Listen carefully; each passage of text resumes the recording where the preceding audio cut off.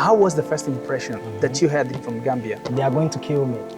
They have national languages, Yeah. and their national languages, they happen to influence strongly in their English. Yes, sir. So Yes, sir. you may probably not be ready for that. The challenge that you faced. Accent. Accent. Yeah, that's accent. The first you know? one. You know how they say the letter U? The sound of U, they say O. For example, but, they say bot.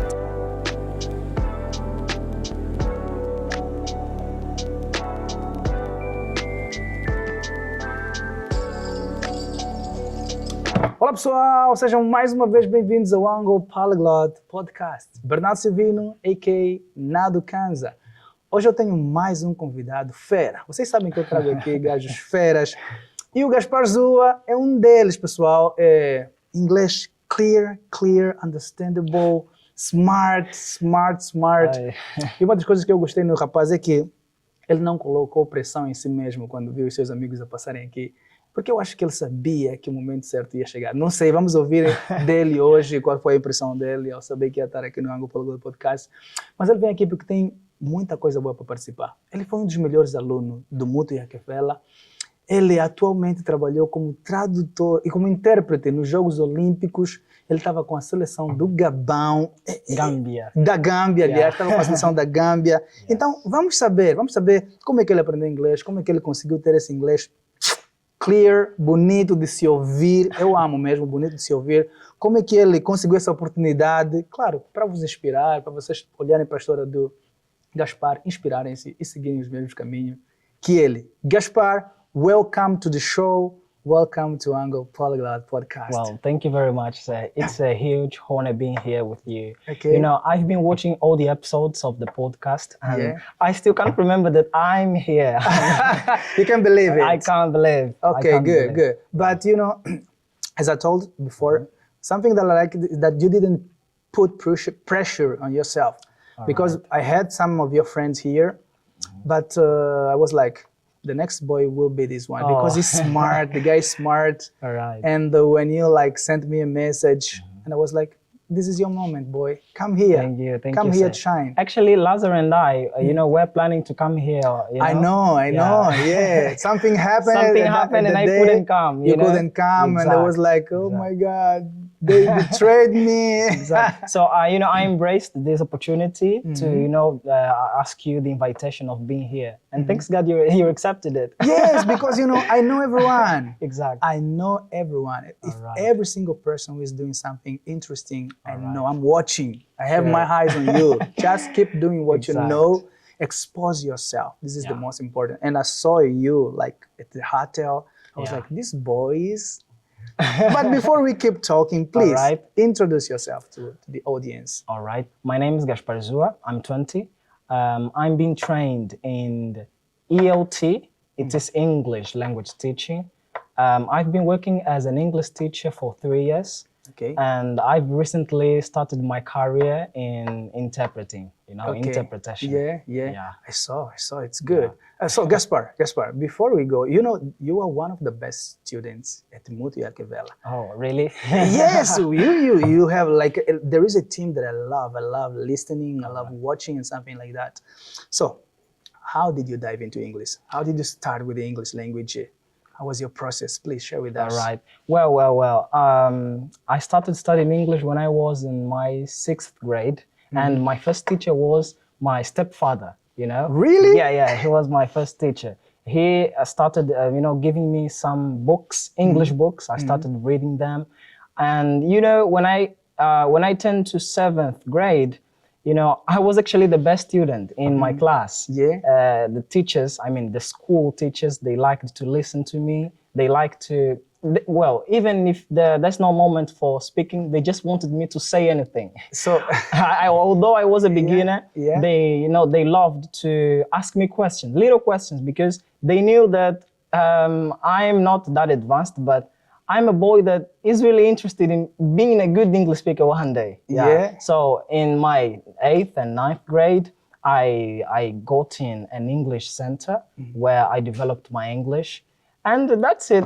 That's it. That's it. So I noticed that you are used like to be the best. You were the best in the class. Exactly. It's something like common for you. Okay, Alright. and how Muito come into your life? Well, when I was in my ninth grade, I was thinking about what course I would take to my high school. Yeah. So as I was as I could speak English, Yeah. I decided to be an English teacher. Yeah, then I got to know Muito Vela by some friends who were studying at the school already. So I then decided to be an English teacher, to follow Okay. ELT, English teaching. Do you think that studying at Muito shaped the way you speak English today? Yeah, very much, Okay. Why? Because when I got in Muito, I found many good English speakers. I found people that motivated me to keep on studying this marvelous language. Okay. And it's through Muito that I got to know Zola Mazikumenga. Yeah. A person that, Yeah. he It actually... was like a boost for you. Sure, yeah. Because of a friend whose name is Sebastian. Yeah, he actually introduced Zola Mazikumenga to all of us. And I think that's the story. We were part of this amazing being community. That community really Yeah, changed it. that changed the way my you life. speak That English, changed my English. the way you look at the language itself. Exactly. Because Zola Mazikumenga is actually, he was more than a mentor. He was a father. Yeah, he was a father. He taught us English pronunciation. Zola Mazikumenga, if you don't know, is Uncle Ben. Uncle okay? Ben. Exact. Yeah. So living English community helped me in terms of Sounds. Because sounds. I remember the first time I met Yeah. Zola in this team, like you guys, it was because of a video like this. Shaping the language. And I was like, yeah. oh my God, these guys are crazy. Yeah. Yeah. And I still have that video on the phone. Do you still have I it? still Share have with it. me, please. I love that video. I was like, who are these guys, man? Yeah. That Like, sounded really good. forget letters, we're talking sound. Pronunciation really matters. Yeah. Yeah. But tell me something. I know that you were part of living English community. Yeah. You have a kind of British accent. Oh, seriously? Yeah, kind of. Not so, but a kind of. All right. How did you get that clear pronunciation? Was it like living in English community was the key change? Was the game change? How did you get it? How did you work it on your pronunciation to speak like this? Wow. Okay. So that's a very interesting question. I have to ensure that living English is the place that, got me to have this pronunciation I do. Zola Manga, he used to, give us lots of tips about how we could sound better, how we could sound more natural.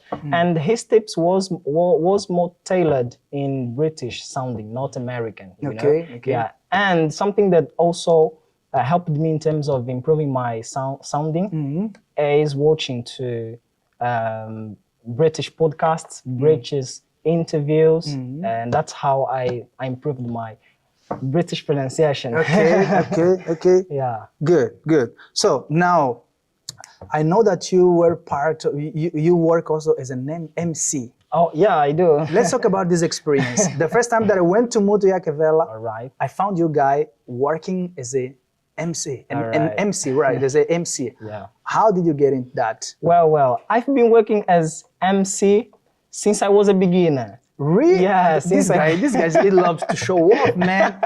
Really? Yeah, sure. When I was a beginner, some friends in the neighborhood, they invited me to moderate, English conversations, Yeah. and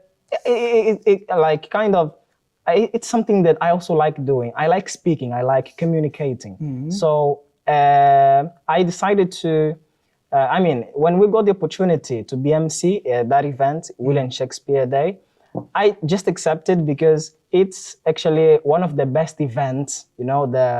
Our school coordination was getting ready, and when I got to know that Lazar would join me, whoa, there's no how I can deny it. Let's do it. Let's do it. Okay. And it was actually very, very good. We had the presence of Indian embassy, and we had invited other embassies, but unfortunately they couldn't be part. But it was actually a very, very good experience as Do you well. think that this experience changed the way some teachers the school direction look at you guys? Yeah, I did. You know, after that day, after the William Shakespeare activity, Lazar and I received an invitation to perform in a different event. You know, we were very happy. If Lazar is watching this, he's going to agree on the comment section. Yeah. Yeah, we got like a different invitation, and we were like, what? Yeah, we were astonished at us. Yeah. Yeah, and it you know, certainly it, you know, we were certain that many people were looking at us, you know, and it also strengthened our willing to keep on doing this. Yeah. And you didn't stop anymore. We didn't stop. But how is it to be an MC in English? All right. Cartão? Já meti o cartão aí? Yeah. Consegues ver? Só change. Eu vou ver na mesa aqui próximo. Há um que eu já coloquei o cartão e coloquei aqui próximo. Yeah. Keep on. Okay. How is it to be an MC in English?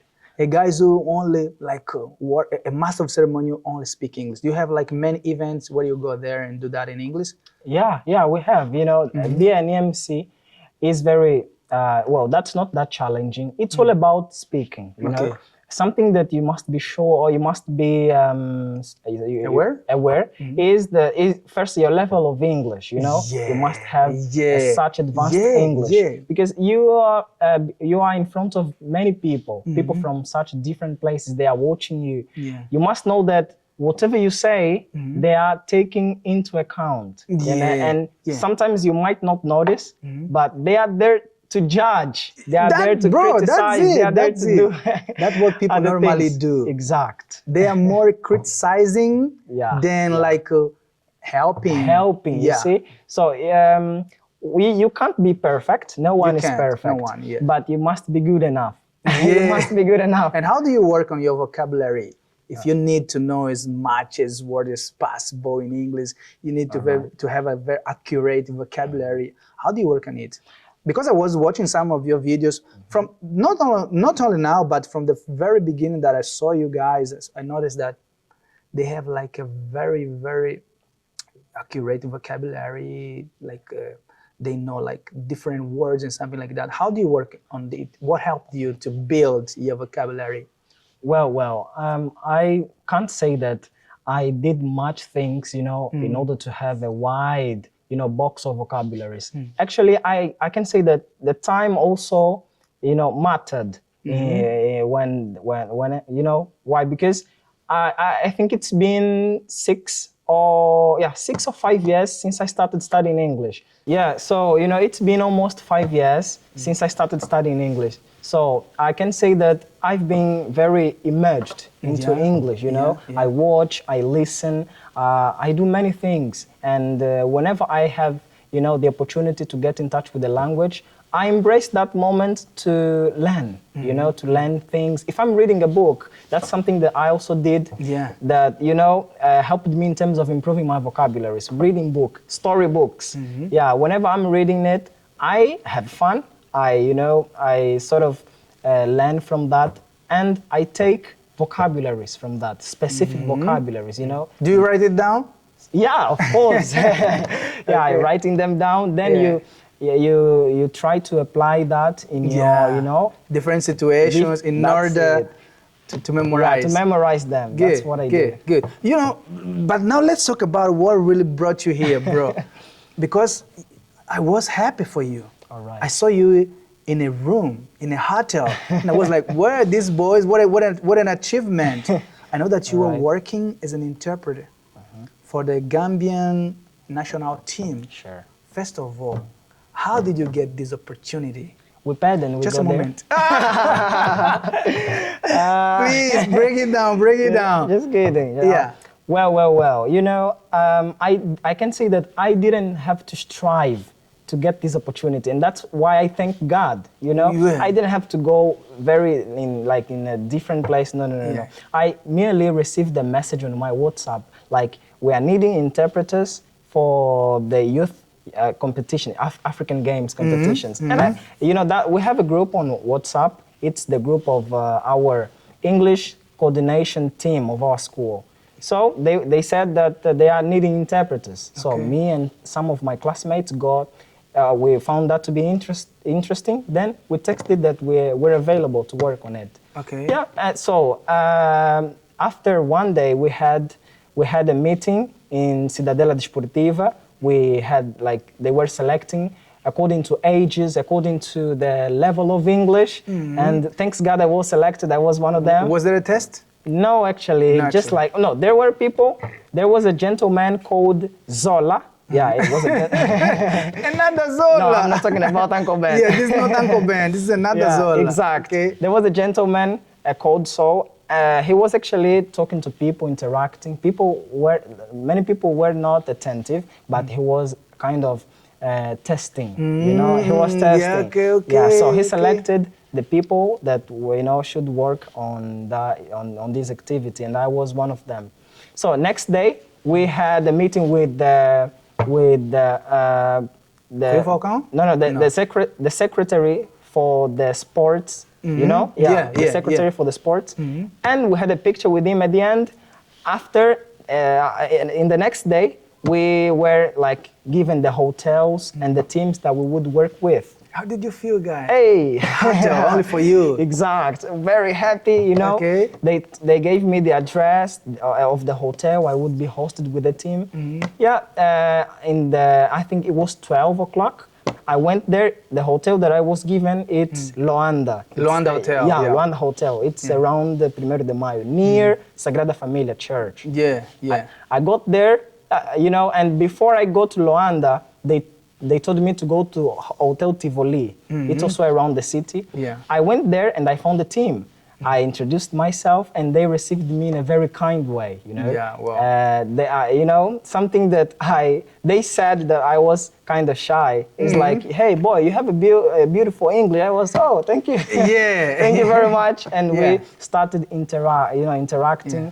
That was kind of very, very good. Yeah. How was the first impression that you, not then, that you had from these guys from Gambia? They are going to kill me. Yeah, that's Yeah. I was kind of afraid, because I was like, what if they speak? Because it's they have national languages, and their national languages, they happen to influence strongly in their English. Yes, sir. So, yes, sir. This you may probably not be ready for that. So I was very nervous. Exactly what you're talking about. Yeah, I was very nervous. Yeah. But thanks God, we handled it. It was very easy. Okay. Something that I did is spending more time with them so that I could get acquainted with their accent. In the moments that there was no competition, I used to talk to them, and the players, they also used to interact with me.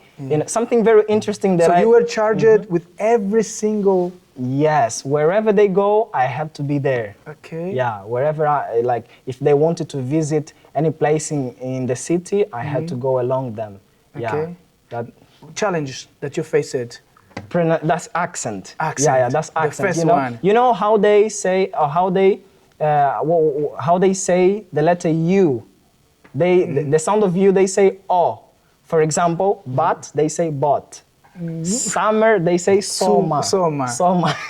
So that's kind of different, Yeah. And I remember, last 2024, I was working with guys from India. All right. That was my first time working with guys from India, from Qatar. All right. Qatar, yes. But no, they are all from India. But even though they live in Saudi Arabia. Water, they say V. Hey. Because, W, they say V. Oh. We are very happy. It was let me confess that in the first 30 minutes of the first day, I couldn't get. There was one guy there was another guy who was the translator for his brother, because he knew actually that his brother's accent was weird, Right. And it was like, oh my God, what is this guy talking about? Their accent is really hard. Continue, please. Yeah, that was one of the The challenges. linguistic challenge, accent. Yeah, accent I was facing, you know. But during the journey, during the process, I could handle it. Yeah, the because more you the spend more time with them, the easier it was becoming. okay, but. Okay. So all the words then you he's talking about this. Oh my God. Yeah. What about cultural aspects, challenge that you face, or cultural things that like marked you? It's different from us. We don't do this, we do that, and something like that. For example, I saw a video of you. You said that they were like surprised because we Angolan, we don't speak our national language. Yes. I think that it was a cultural shock for them. What for about real. you? Did you have like a cultural shock? Well, that's actually the first one. You know, Gambians, they speak almost all of their national languages. You know, some moments when they are not speaking English, they shift to their national languages. One of their national languages that I remember is Mandinga. Yeah, Mandinga. Okay. I'm just forgetting the others, but this is the one I can remember. You know, even the players, you know, people aged 13, 14, 15, they can speak their national languages very well. You know, that's what surprised me. Here in our country, We don't. You don't even know your language. You see? Even I don't know perfectly my language. Yeah, so that's something that we should look at, you know? We should look at, valorizing our national languages. This is something that Because marked it's me. where we are from. Sure, Yeah. that's the root. Yeah, you know, that's the root. Yeah, that's the key word, the root. So another thing that also marked me, it was like we used to have our breakfast, lunch, and dinner at the hotel restaurant. Yeah. And well, it's not actually something that marked me, but just something that used to happen very frequently. Yeah. The waiters of the hotel or of the restaurant, they don't speak English, you know? Yeah. And they were facing, when I was out, for example, when I had to leave the hotel for some seconds, like for going with a group of people, a group of players, the waiters were alone. And they were having many difficulties in communicating with the team. For example, they want goat meat, but the waiter brings pork meat. You know, and something very interesting was like the Gambians, most of them are Muslims. Okay. They don't eat certain meats, and it was a big challenge. It was, you know, that was a huge problem. But thanks God, we could handle it.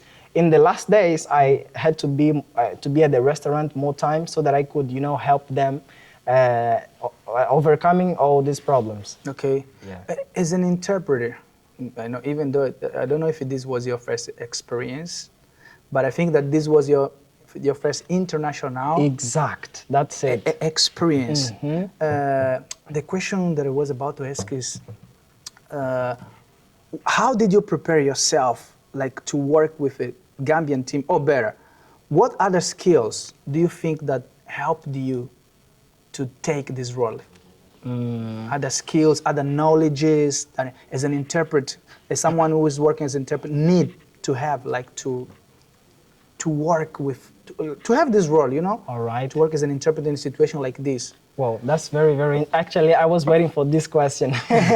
Yeah, when I was on the way, this is the question that I was thinking about. Okay.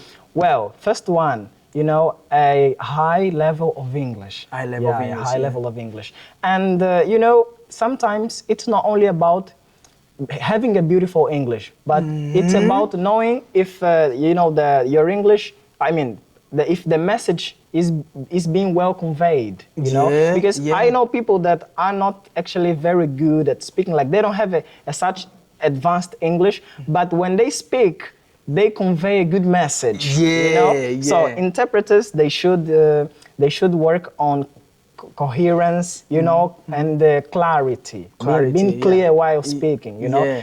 I must ensure, you know, be certain that everything I say, you, Nardu Kanza, can listen to me and understand perfectly. That's what translators, you know, should take into account. And another thing that I also think that the next generations, the next translators to come, as me into it, we should also, you know, get to know different parts of the country, you know. like the country, the background of of the country, so that when they come to ask you to ask for directions, you'll be able to guide them. Yeah, that's it. That's the 2 points. This point is very, very interesting because normally strangers, guys, when they come to our country, they want to know exactly what is this, what is that, how far, for real. How long from here to. Normally we don't know how long does it take. Exactly. Yeah, normally we don't know how much is like we can say credits for a phone and for something phones. Like that. We need to know every. So it means that a translator needs to be someone wide with a mind hopping. Exactly. Yeah, you need to have a minded hopping. And this is something that also surprised me. I mean, this is something that I got surprised about me because in the very first day, I had to guide, 2 coaches to a Unitel shop, to have the SIM card. Yeah. That day, that was actually my first real life interpreting experience, and I could handle it with no problem. I took them, we got a private taxi, Yango. It took us until the shop. The operators, they received us. We bought the card, they asked the question. So I was there conveying the message very clearly. Even the operators were laughing like, this boy is really smart. Yeah, you see? Yeah, and I was very happy. It's more than just knowing the language. Exactly, that's it. So that's the knowledge that an interpreter need. English plus. Exact. English plus, for real. Because if you don't, there's no way. Yeah. Do you think that it's worth to be an interpreter in terms of payment, money? Well. You worked for 10 days. Do you think that it's worth? Well. I have to be honest. Yeah.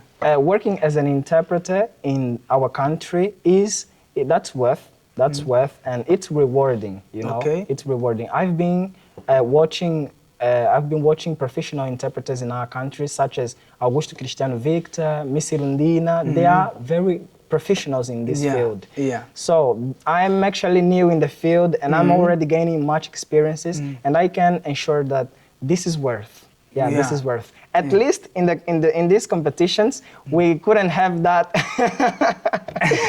We couldn't have like the great rewarding we should expect, because that was more tailored for gaining experience. And I'm happy to know that you are in the beginning of your career. Sure. You don't have like to compare yourself with someone that has already started years ago. That's what we actually need to know in every field.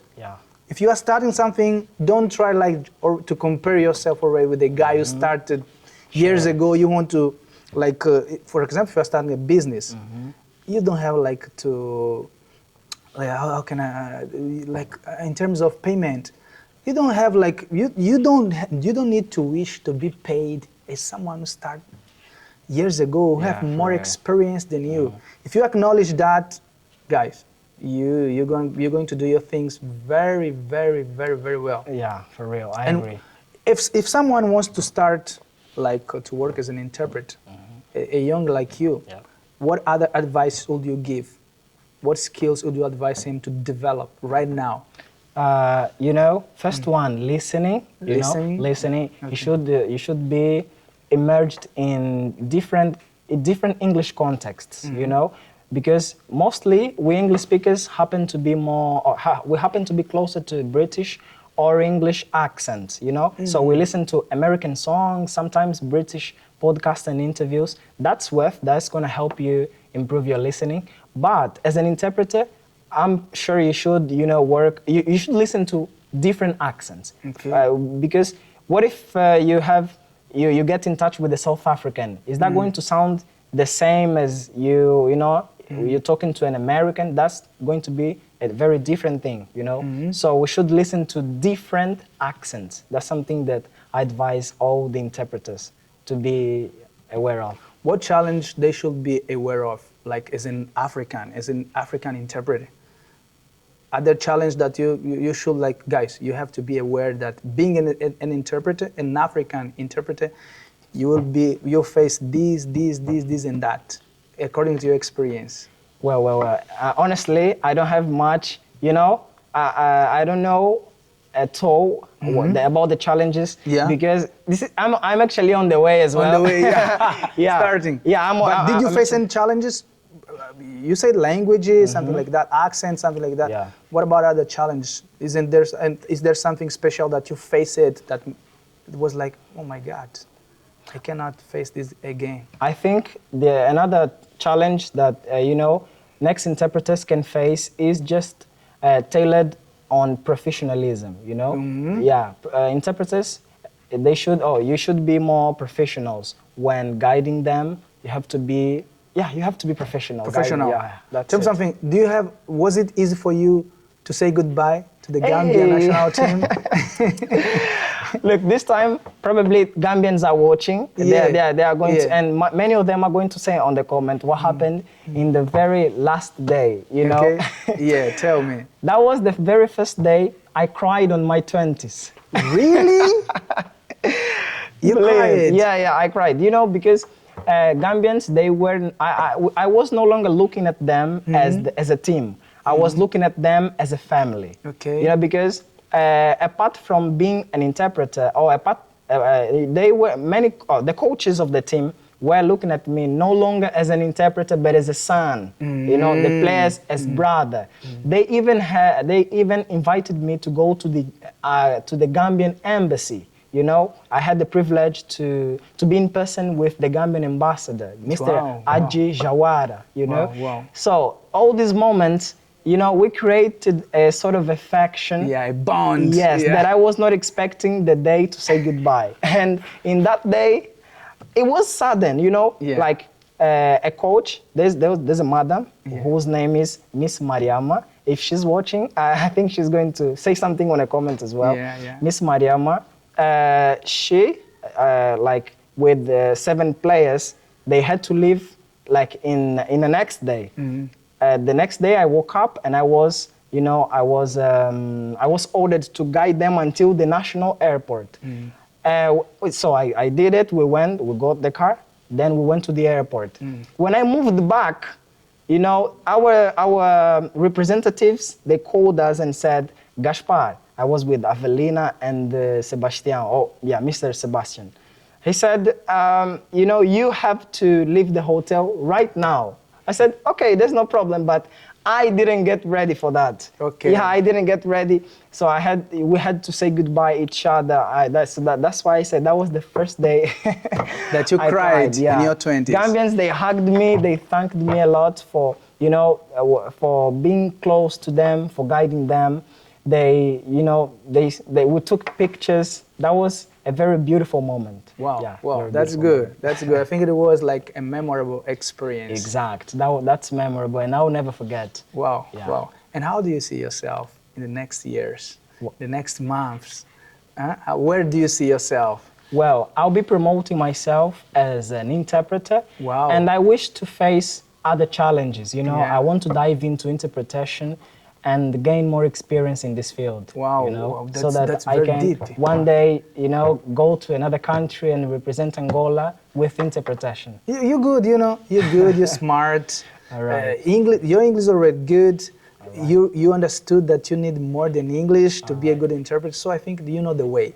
You just need to work to keep walking on this way. Okay. All right. Thank you very much, sir. Yeah. I wish you all the best. I wish you all the best. Your projects, your dreams.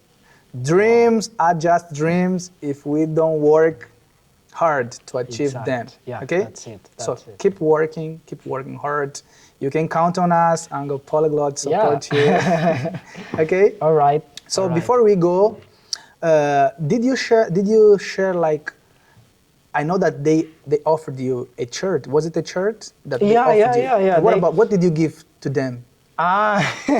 What did they took from Angola? Hey, well. I personally, I didn't give anything to them, but they thanked me just for the hospitality. The hospitality. I can consider this as the thing that they took to Gambia, the hospitality. Okay. And there's a gentleman and a journalist called Mohammed Sadikan.